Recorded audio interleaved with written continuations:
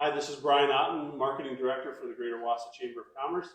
We are live from the Chamber's depot headquarters in downtown Wausau for another interview with one of the ATHENA Award finalists. This morning, or actually now we're in the afternoon, this is the fifth out of 7 interviews today. Again, I'm joined by previous recipient Amber Gober. She won the award last year. And one of the finalists for this year is Beth Richlen. And Beth is going to be interviewed by Amber here over the next several minutes. We invite you to continue to watch the Chamber's Facebook page for more of these interviews. And Amber, I'm going to let you take it away. Perfect. Thanks, Brian. Beth, welcome to the depot. Thank you so much for having me. This is such a wonderful place. Yeah, and congratulations on your nominee for ATHENA this year. Thank you. Thank you so much. So I'm excited to learn a little bit more about you. So why don't we start off by you telling us a little bit about yourself?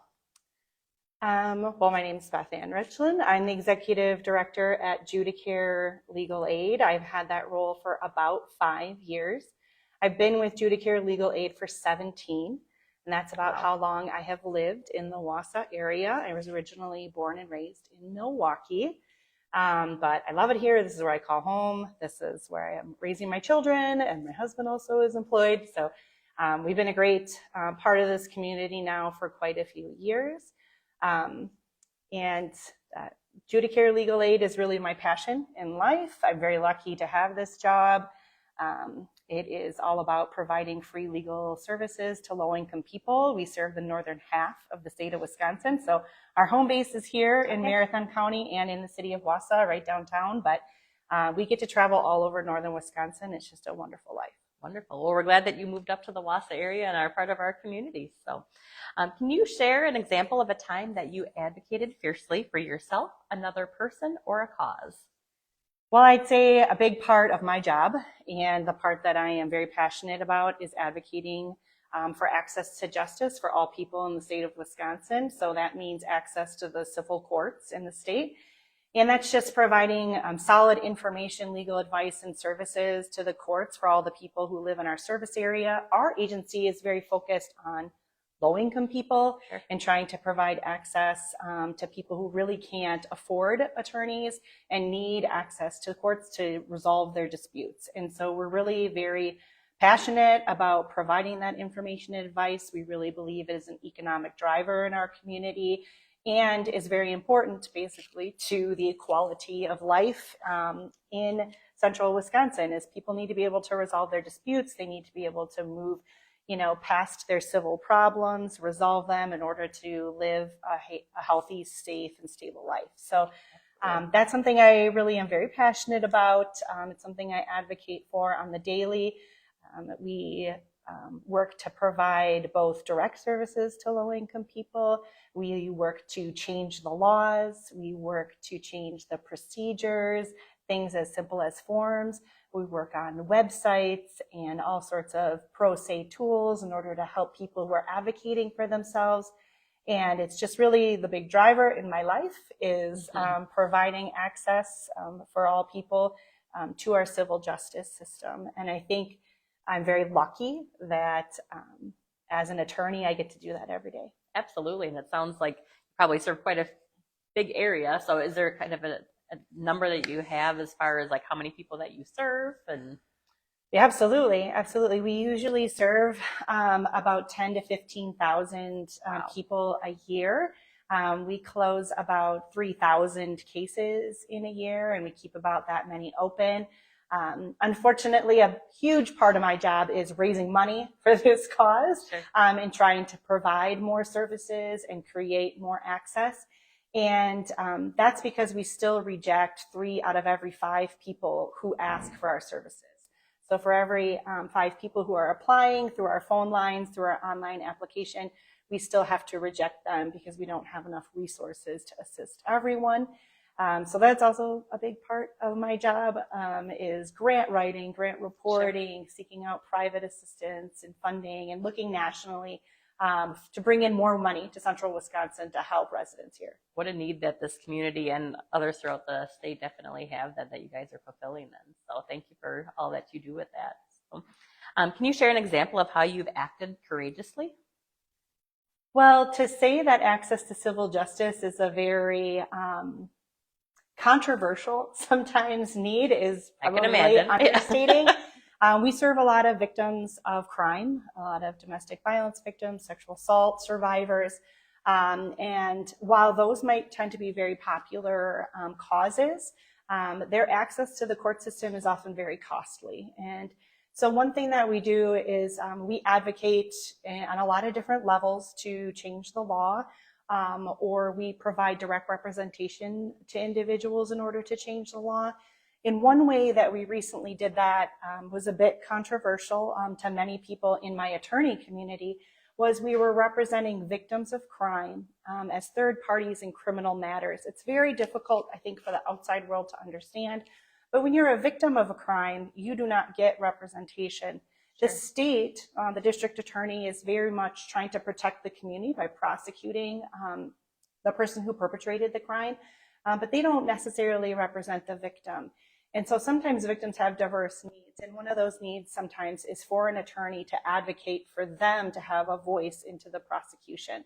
And so, as you can imagine, we were not very popular with the district attorney or with the criminal defense bar, but wildly popular with victims who, wanted to know more about their case, who wanted to assert their rights, who maybe wanted the prosecution to not be so difficult and maybe a little bit more conciliatory or things like that. And we took a case all the way to the Supreme Court on asserting that victims did have a right to an attorney, and that's called standing in the state of Wisconsin. So they do have a right, but then they also have a right to privacy of their medical records and their private information. Sure. And defense counsel should not be able to just obtain those and go fishing to protect those privacy rights. And it's very controversial. It's a little bit more complicated than I am making it sound on this brief interview. But it did make a lot of enemies. And unfortunately, it made a lot of enemies of folks that I really need on the daily basis to be very supportive of our mission and our goals. And Sure. so it was very difficult. I think that we did navigate it well. We tried to explain to all of the parties what our goals were. We tried to keep it relegated to the law and to the important part for victims. And I think that it was very successful in that regard, and that people know that this is how law changes. And sometimes there's winners, sometimes there's perceived losers. Mm-hmm. But really what we need to do is work together to make a law that we can all live with, and that really provides justice to our communities. Yeah, what a blessing you are to those victims to be able to advocate for them and to be able to get the word out as far as this is what your mission is and this is what you're trying to accomplish by doing that. So Thanks, Amber. can you share an example of a time that you brought another woman into a leadership position on a project or cause, and what did you learn about that experience? Well, we have a lot of women leaders at Judicare Legal Aid, and especially more so in the last 5 years that I've been the executive director. I can think of a couple in particular that we have brought pretty much through the ranks.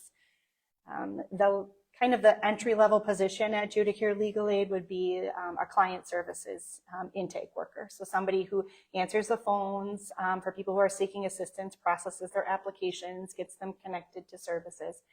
And we're very fortunate at Judicare that we have a whole host of women who have gone through that process and then have gone on to become paralegals, legal advocates, and then most importantly, our client services director, who has been with me at Judicare for the last 17 years. Mm-hmm. And she is a part of our management team. And I think that she is an essential part of that team. We worked very early on to try to help her get some experience in managing others, and slowly worked up to managing projects. And then now, she manages a team of 6. She supervises all of our support staff and maintains that connection. Wow. She's a member of our 5-person management team and really is the essential part. Almost everything in our office runs through her. She is a necessary component to everything. And I think that we really build each other up. I gave her a lot of opportunity, but I think that she has assisted me in my growth so much. It's been the best win-win probably of my career, that we are there to support each other every day. And if something happened to me, it would unfortunately probably not be an attorney who would be able to step up and run this office. It probably would be her. It would be somebody who has been with me every day, learning all the steps. And I think there was so much potential that I saw in her from the beginning that I really just needed her to realize that she had that potential, and then to realize some successes along the way before her confidence, was at the point where she didn't need anything else from me except for daily support. And so luckily we can give that to each other.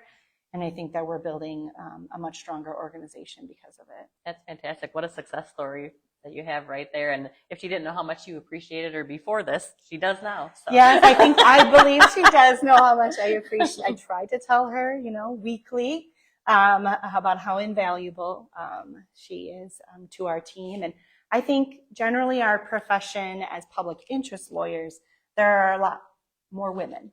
And so it tends to be at our team that there are a lot of women.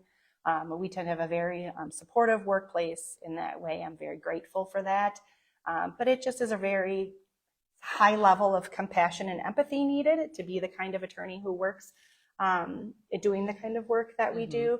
But it also is the same of all of the staff that support us, all of our paralegals, our client services staff, even our finance staff.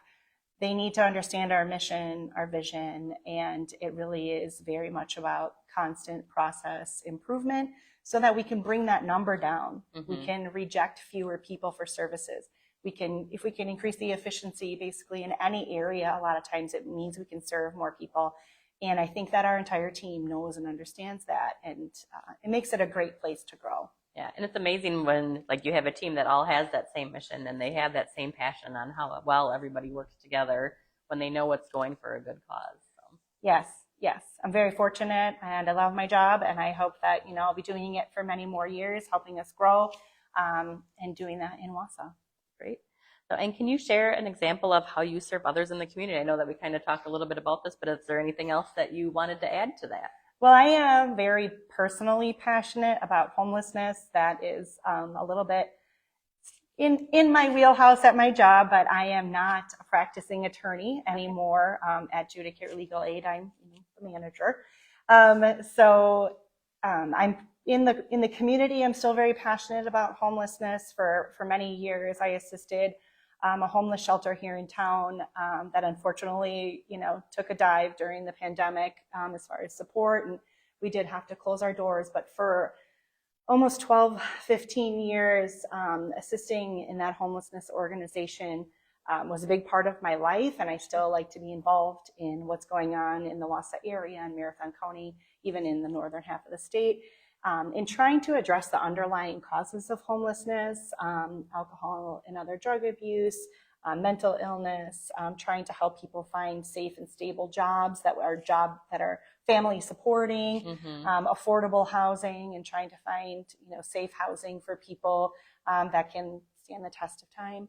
So I'm very passionate about that. I do that more in my spare time these days, but that is something that I think is very important to address in our communities, is just for the safety and stability of our entire community, is to work to address the underlying causes of homelessness and eradicate homelessness in our community.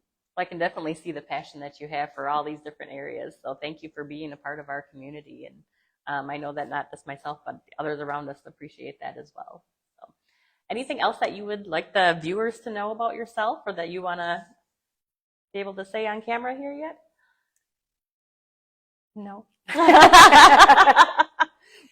that is totally okay, Beth Ann, and you guys did a great job. Amber, Beth Ann, thank you for the time and doing the interview. For those out there watching, again, we'll have more interviews with finalists through the rest of this afternoon. We have 2 more to go, and then we'll have 6 more tomorrow. The actual ATHENA Women's Leadership Award program will be held on Thursday, November 21st. It's a lunchtime program at the Holiday Inn Suites in Rothschild. We hope to see you there. If you would like to register or need more information, you can visit wausauchamber.com for that, to accomplish that. So thanks again. Thanks for watching, and we will be back with another interview at the top of the hour.